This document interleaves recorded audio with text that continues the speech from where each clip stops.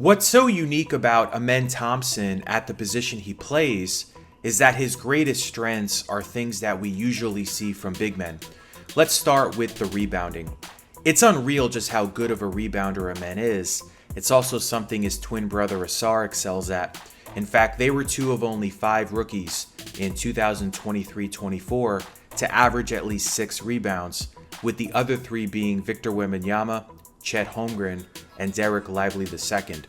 Amen has a knack for timing his jumps perfectly, which is glaring on the offensive glass. He made 48 putbacks. Among non-bigs, that ranked number 1 in the entire league. Some of those tip-ins that he had came off his own misses. Amazing is that he managed to make that many while playing in 62 games and averaging 22.4 minutes of playing time. Putbacks were 20% of his made field goals. He's just super springy and has a way of reaching his vertical max on his standing jumps. Sometimes as well, we'd see him crash in from the perimeter and collect offensive rebounds that way. He just has a nose for the ball and a willingness to throw his body into the mix against sometimes larger players. He occasionally would go right up with the shot off the miss without his feet touching the floor.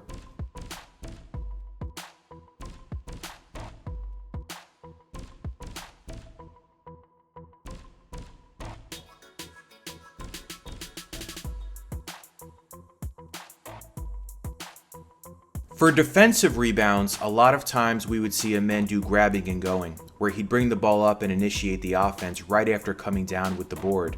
He did this 87 times, in fact, according to Second Spectrum. Rebounding was one of Houston's main strengths this season. They ranked 3rd in overall rebounding and 6th in offensive rebounding.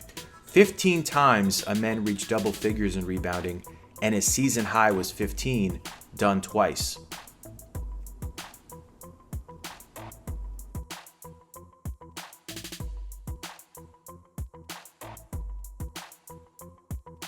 Offensively, he was often stationed in the dunker spot, which led to him being an effective standstill scorer right near the basket. As a matter of fact, among qualified non-centers and power forwards, Amen averaged the most standstill layups per 100 possessions, with 3.1 of them. He made 69.3% of these shots. Also, largely because of how he was utilized, he dunked the ball a lot. He had 88 of them, which also came out to 3.1 of them per 100 possessions. That ranked number 1 among non-centers and power forwards.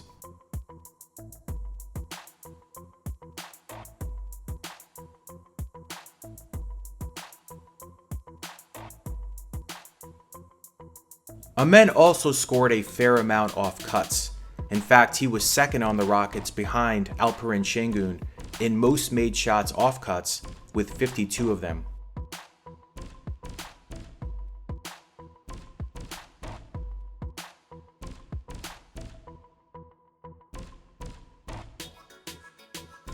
What I found interesting was that Thompson shot a team best 59.1% from the field when he was on the floor with Şengün. Now, he only took 115 of his 446 shots with Şengün on the floor with him, but it was encouraging that he was efficient while they were on the court together.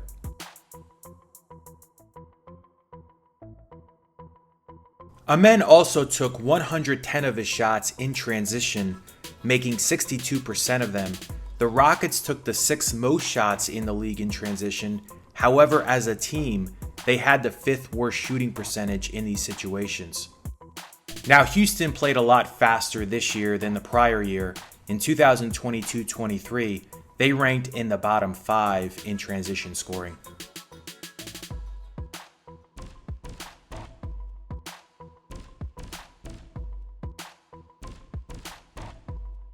Something that stands out is how well Amen can elude defenders while going at high speed. He's got pretty good footwork and body control, as shown here.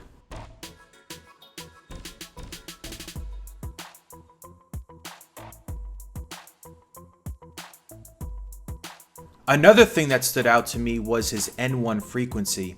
He had 27 N1s, which came out to 0.94 of them per 100 possessions. Among those with at least 25 N1s, that per 100 possession mark ranked 22nd.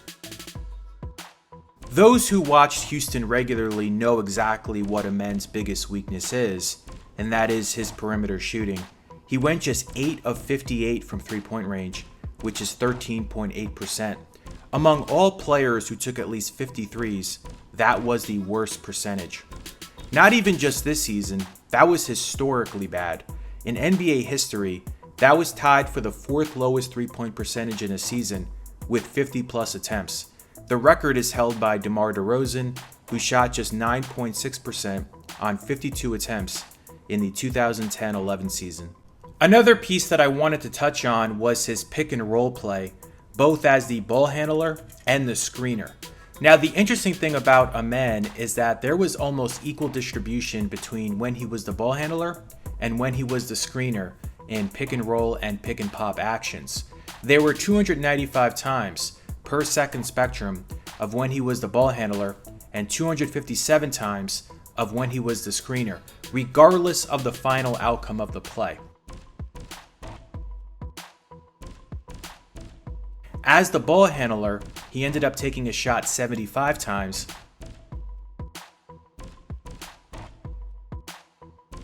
and 27 times as the screener.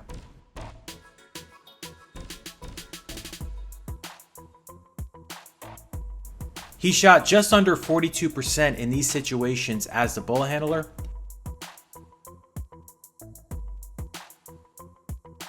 and 55% as the screener.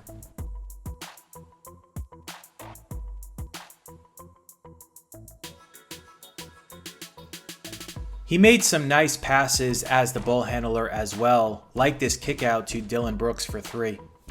This is an area of his game that we need to continue to monitor because let's remember, leading up to the draft last year, much was said about his shot creation and playmaking, which was the big contrast between he and his brother Asar. What's most striking about Amen though is that he has a chance to be an all-defensive team player. Opponents made just 22 of 57 attempts in isolation with Thompson defending, which is 38.5%. That's according to Second Spectrum. He has great technique, foot speed, and you can tell he has a high basketball IQ, understanding the tendencies of his opponents. Here are some more clips to highlight all of those defensive features.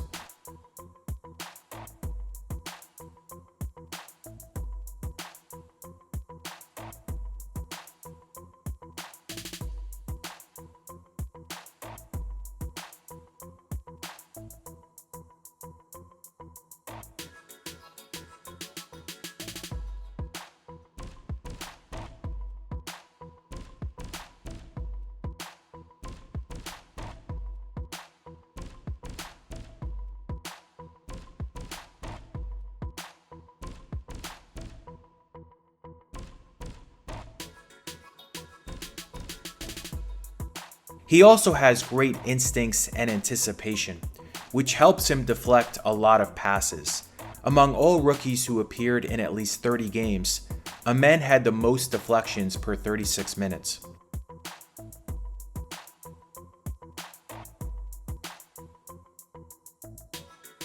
The Rockets were a team that switched a lot in pick and roll. In fact, only the Nets switched more.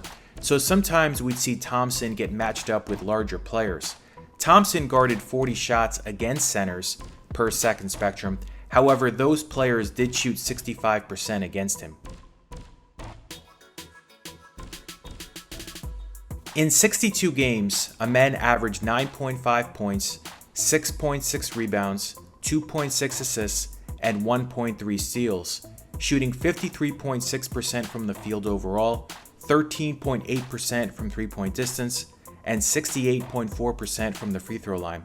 His season high in scoring was 25, done twice. First against Washington on March 19th, and then again a week later on March 27th against OKC. So that'll wrap up this video. If you like this kind of content, please subscribe.